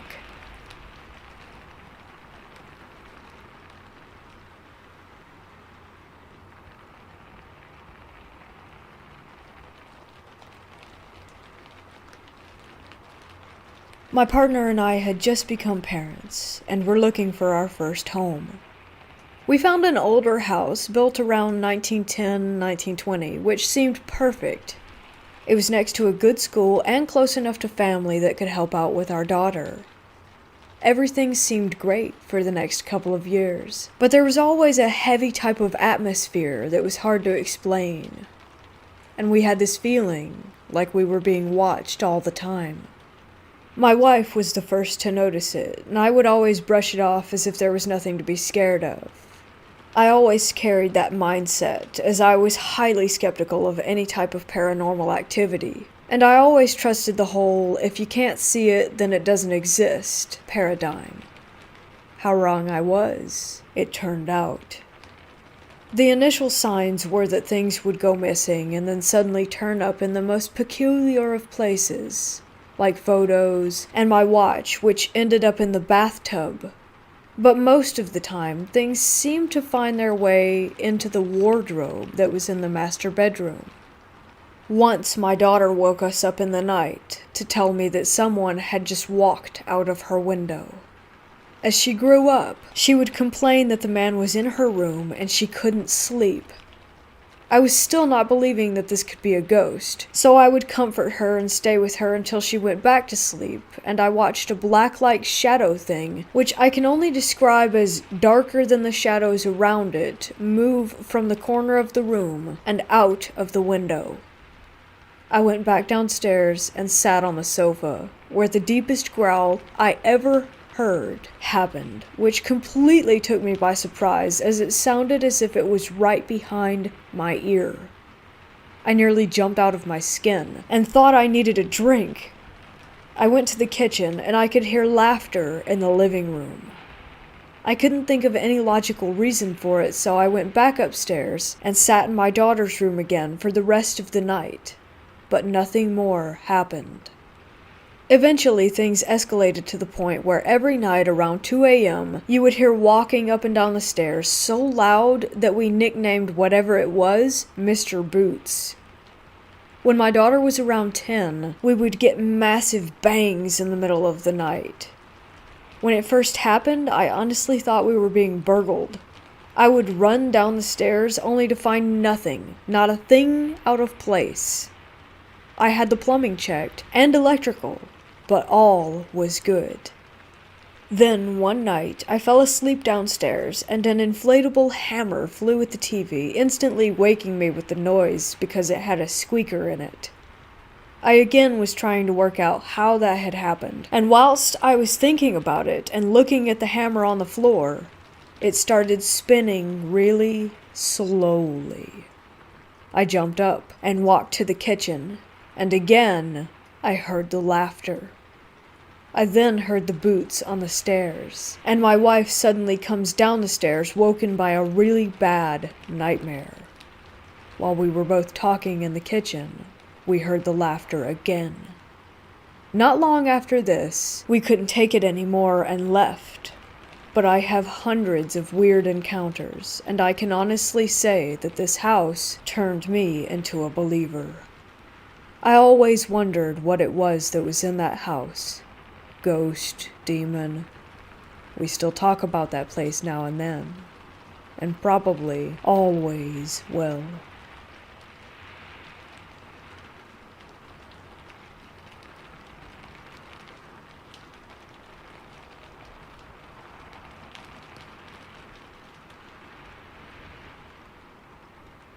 Me and some friends went to an abandoned mental asylum at night, not really expecting much.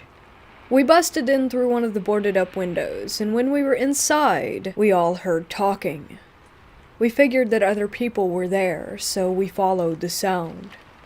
We were walking down the hall and heard a woman whispering, "Why did you take my baby?"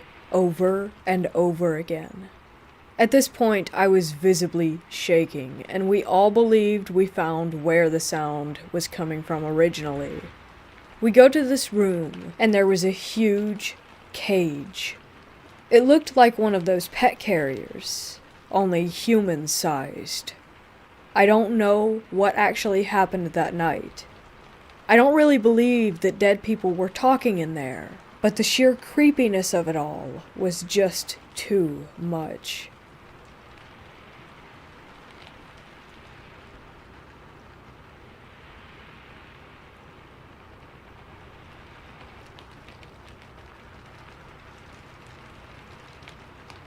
I live in an old house that was made during the 70s. When I moved in, everything was fine. Until last week. Last week I was home chilling on my bed reading a book when I heard a noise from the room next to mine. This room is where I keep old possessions from my grandma in the closet. There was one that always crept me out. Some old doll. The noise sounded like a bang, like a closet door being slammed. I went into the room to check and found the closet door wide open with stuff all over the floor. That doll was sitting there. It was sitting there looking at me. I am so freaking terrified right now.